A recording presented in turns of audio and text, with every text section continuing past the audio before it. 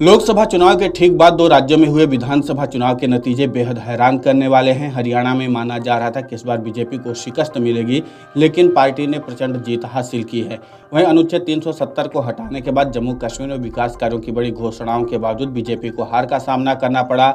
जम्मू में पार्टी का प्रदर्शन अच्छा रहा, लेकिन कश्मीर में हमेशा की तरह इस बार भी खाता नहीं खुला।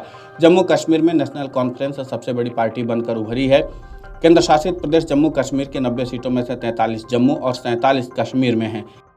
मंगलवार को घोषित हुए चुनाव नतीजों में जम्मू कश्मीर की सीटों पर अगर नजर डालें तो बीजेपी को यहां 29 सीटों पर जीत मिली है। हिंदू बहुल सीटों पर बीजेपी के पक्ष में जमकर वोट पड़े। आधी से ज्यादा सीटों पर जीत हासिल करने के साथ ही जम्मू कश्मीर क्षेत्र में बीजेपी सबसे बड़ी पार्टी बनकर उभरी है। हालांकि कश्मीर में बीजेपी के हाथ इस बार भी खाली ही रहे। 47 सीटों वाले कश्मीर क्षेत्र में बीजेपी का एक भी सीट पर खाता नहीं खुल पाया। इससे पहले 2014 के विधानसभा चुनाव में भी बीजेपी को जम्मू से 25 सीटें मिली थी, लेकिन कश्मीर में एक भी प्रत्याशी नहीं जीता। 2019 में अनुच्छेद 370 को हटाने के बाद बीजेपी ने कश्मीर के लिए कई बड़ी योजनाओं का खाका तैयार किया, लेकिन इनका भी कोई असर नहीं दिखा। बीजेपी ने इस बार चुनाव में कश्मीर की उस तस्वीर को सामने रखा था जो दशकों से उग्रवाद की मार झेलने के बाद आज़ाद हुई थी। लंबे समय से जम्मू कश्मीर का प्रशासन केंद्र सरकार के अधीन था। ऐसे में घाटी की सुरक्षा, रोजगार के मौके और पर्यटन जैसे मुद्दों को सामने रखकर बीजेपी चुनावी मैदान में उतरी। एक नया कश्मीर बनाने का वादा भी किया गया, लेकिन बीजेपी की रणनीति घाटी में पूरी तरीके से फेल साबित हुई। अनुच्छेद 370 को हटाने के बाद जम्मू कश्मीर को केंद्र शासित प्रदेश बना दिया गया और घाटी में लंबे समय तक पाबंदियां रहीं। राजनीतिक जानकारों की माने तो जम्मू कश्मीर का विशेष दर्जा खत्म होने से लोगों के मन में जो टीस थी उसे दूर करने की कोशिशें मजबूत तरीके से नहीं हो पाई।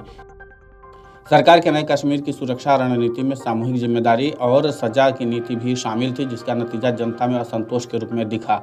आतंकवाद, अलगाववाद और पत्थरबाजी के खिलाफ सरकार की सख्ती का लोगों ने समर्थन किया, लेकिन एक बड़ी आबादी को लगा कि इसकी आड़ में उनकी बोलने की आज़ादी छीनी जा रही। इन लोगों को लगा कि डर दिखाकर विरोध को दबाया जा रहा है। भाजपा को घाटी में वोट न मिलने का एक बड़ा कारण ये भी था।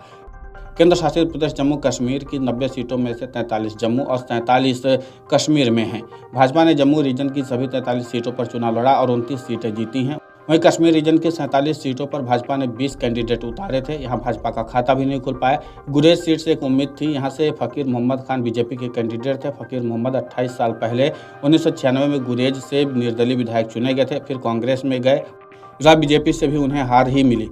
कुल मिलाकर के यह है कि जम्मू कश्मीर में बीजेपी को जिस तरीके की उम्मीद थी उस तरीके का परिणाम नहीं मिला है। आपको बता दें कि जहां जम्मू में बीजेपी को अच्छी खासी सीटें मिल गई हैं, लेकिन कश्मीर में बीजेपी का खाता नहीं खुल पाया है। अब देखना दिलचस्प होगा कि आगे बीजेपी आलाकमान आगे की रणनीति को कैसे आगे बढ़ाता है और साथ ही इस बात पर आगे की रणनीति क्या तय होती है।